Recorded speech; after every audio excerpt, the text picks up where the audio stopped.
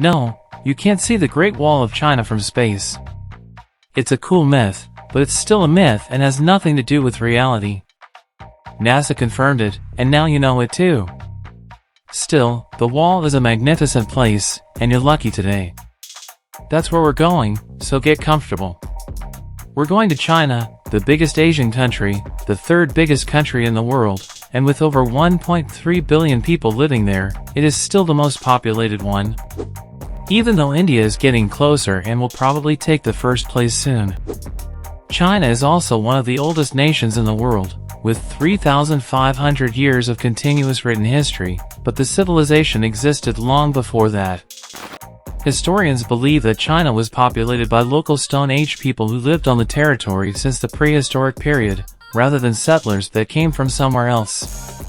So it is no wonder that the country is full of history and ancient landmarks, and we'll show you a couple.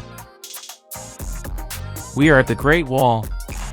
It's over 13,000 miles long, almost 5 times the distance between New York and Los Angeles, or a bit longer than the distance between the North and South Poles. This is impressive, even today. Of course, it didn't take a day to build it. In fact, the wall was being built for centuries. As you may know, ancient cities had walls around them to protect the locals from invaders, and Chinese cities had them too.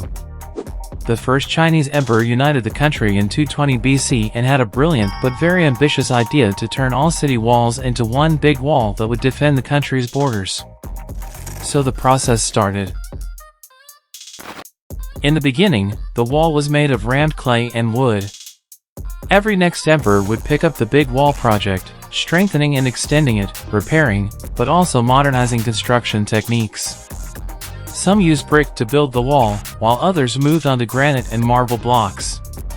Watchtowers and platforms were not part of the original construction and were added 19 centuries after the construction started. So the wall is quite inconsistent in terms of material, but it only adds more charm to the construction and shows how much effort and time it took.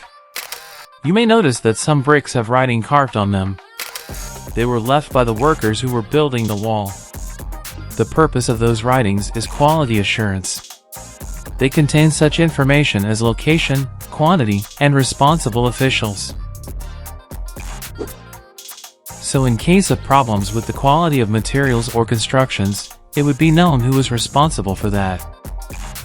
Also, be aware that the wall is poisonous. To prevent erosion of the wall by insects, arsenic, a poisonous chemical element, was used in construction. So it is better not to lick it in case you have this weird urge. The construction stopped at the end of the 19th century because the wall lost its strategic and military importance in the world due to technological advances. Walls are way less efficient than they used to be, coming close to zero efficiency. So the construction lasted over 2,000 years, still making it the longest construction project in the world. Unfortunately, today the Great Wall is not in the best shape. It is estimated that only 8% of the wall is in good condition, and the rest is considerably damaged. Also, around 1/3 of the wall has disappeared without a trace due to both natural erosion and human damage. Additionally, many bricks were taken away from it in the last century to use in building farms and homes. The wall is being deconstructed stone by stone even today, but this time by tourists. Quite a few of them take a stone as a souvenir. That's a total of a lot of stones, considering that over 50 million tourists visit the Great Wall every year. So, don't take a souvenir when you're there, just preserving the memories. Let's now pay a visit to the Forbidden City. It's an imperial palace that took 16 years to build and was completed 600 years ago. To this day, it's the largest palace in the world. It has 980 buildings and over 8,000 rooms. Why forbidden? Well, centuries ago, ordinary people like you and me couldn't just walk the streets of that town since it was considered a divine place and was home to the emperor. No one could enter or leave the city without the emperor's permission. Today, the Chinese more often refer to it as the former palace, but of course in Chinese. I just can't pronounce that. The designs there aren't random at all. The details reflect the traditional Chinese architecture, and even the colors are chosen with the help of feng shui. The roofs of the city are yellow, which represents the supreme power of the emperor. Most walls and pillars of the city are red, representing fire, earth, and strong support. The floors there are made of so-called gold bricks. These are not actual gold, but surprisingly, they are just as valuable. It's very hard to make them, and especially to copy the ancient technique. 2 original tiles from the Forbidden City were sold for 800,000 yuan, which is 115,000 US dollars. You can also see animal statues on roofs. Just like colors, animals have meaning in Chinese culture. Dragons, phoenixes, and lions are the most powerful ones. Dragons symbolize strength and good luck and are crucial to the culture. They appear everywhere, in idioms, legends, astrology, art, and so on. In ancient China, emperors were considered sons of dragons, so it seems like the Targaryens aren't the only ones after all. Ordinary people weren't even allowed to have items with dragons. As for the phoenix, in Chinese mythology, its rare appearance during the ascent to the throne of a new emperor is a good sign of harmony. In feng shui, it's also a symbol of luck, and when used correctly, it's believed to bring positive energy to the house.